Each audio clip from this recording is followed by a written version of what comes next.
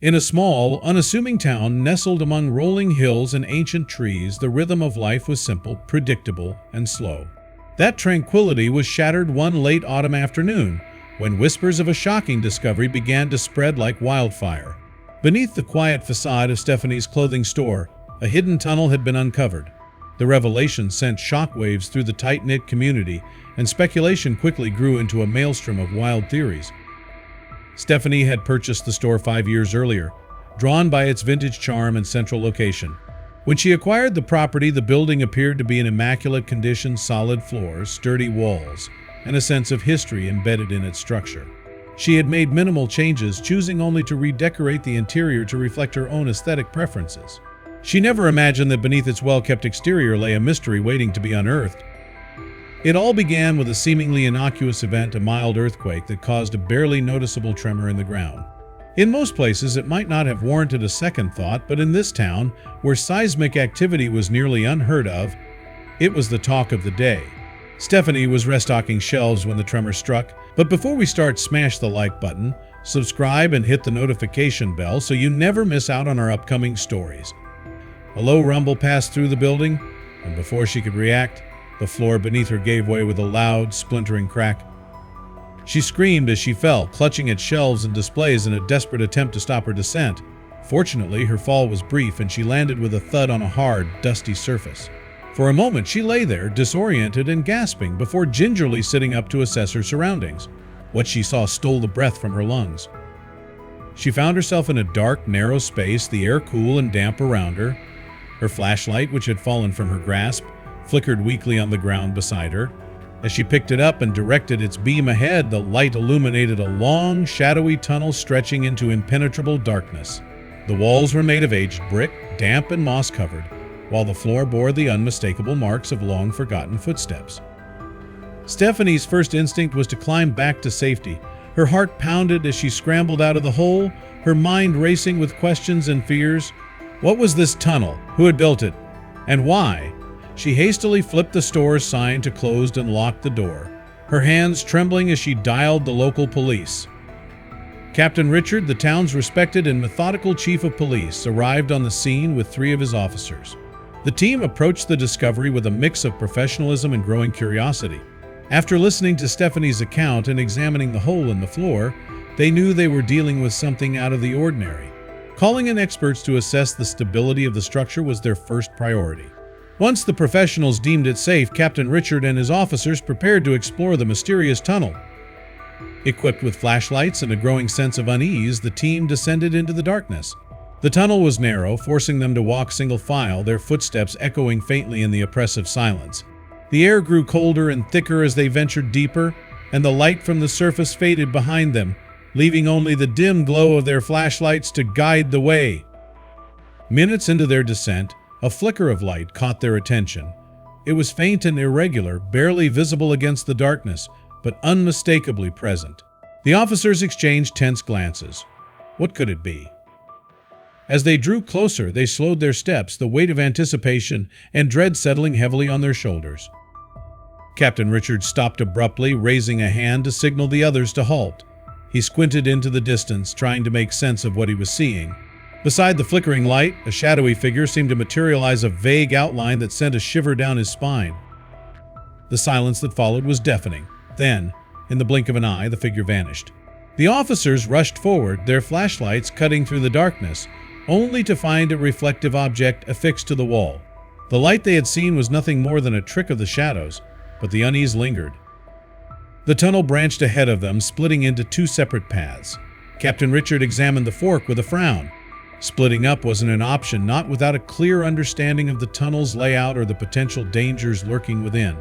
He raised his radio to call for backup, but static crackled in response. The thick walls of the underground passageway had severed their connection to the outside world. The officers marked their position with a makeshift symbol, ensuring they could retrace their steps, and began the cautious journey back to the surface. The tunnel's oppressive silence seemed louder than ever, each footfall echoing like a gunshot. Once back in the open air, Captain Richard wasted no time organizing a more comprehensive investigation.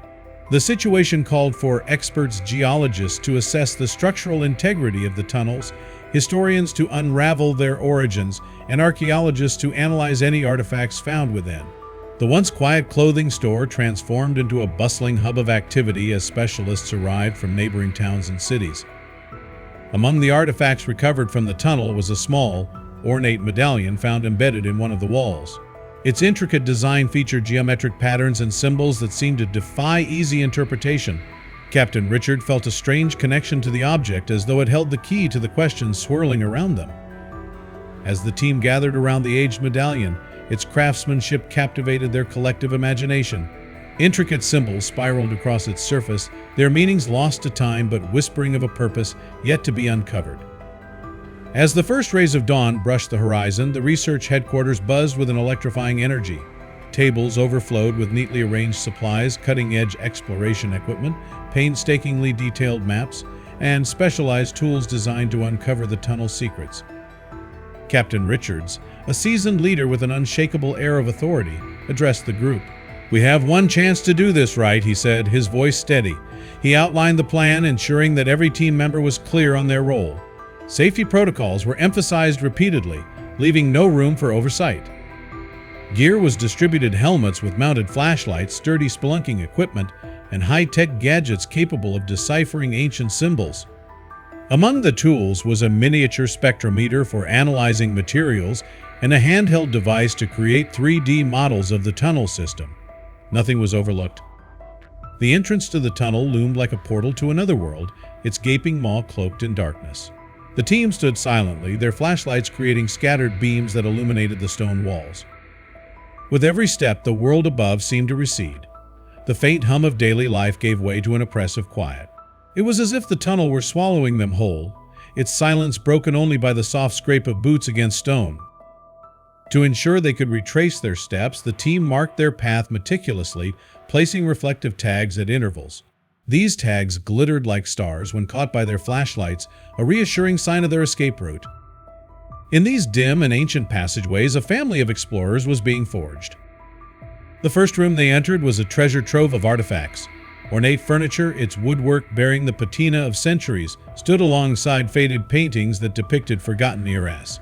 Garments of intricate design lay preserved in chests, their delicate stitching telling stories of bygone grandeur. In a room, relics of war lay undisturbed. Faded uniforms, dented helmets, and poignant letters exchanged between soldiers painted a haunting picture of the town's resilience during conflict. Deep within the tunnel system, the team encountered walls adorned with cryptic symbols. Illuminated by the glow of their flashlights, these etchings seemed to pulse with a meaning just out of reach. The group immediately set to work documenting the symbols. Days passed as they studied the patterns, cross-referencing them against known languages and codes. Their determination was unyielding. One day, a breakthrough came. They identified connections between the symbols and the markings on the medallion. The realization sent a wave of excitement through the team. The medallion was not just an artifact, it was a key. As they delved deeper, the atmosphere shifted. The air grew colder and strange sounds echoed faintly through the tunnels. A whisper here, a soft scrape there. The sensation of being watched became impossible to ignore.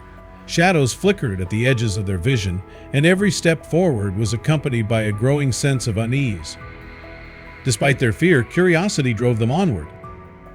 Eventually, their journey led them to an imposing door, its surface adorned with carvings more intricate than anything they had yet seen. At its center was a slot, perfectly shaped to fit the medallion. With deliberate care, he inserted it into the slot and turned. The door groaned as it swung open, revealing a passage that shimmered with potential. Beyond the door lay a chamber of unparalleled significance. Its walls were lined with portraits of town leaders, their faces alternately familiar and forgotten. A long table dominated the room, its surface scratched and scarred from years of use. At its center lay a leather-bound book. The air grew heavy as Captain Richards opened it, revealing pages filled with meticulous records. The book told of a secret society that had influenced the town for centuries. Every major event, every key decision, had been orchestrated from this hidden chamber. The medallion, it turned out, was more than a key, it was a symbol of membership. Passed down through generations, it granted access to the society's clandestine meetings. The team emerged from the tunnels days later, the truth in hand. Their revelation rocked the town, exposing a mastery of manipulation and secrecy. But it also offered an opportunity for change, a chance to forge a future built on transparency and trust. Through their determination, the team not only uncovered the mysteries of the tunnel but also reshaped the town's understanding of its own past.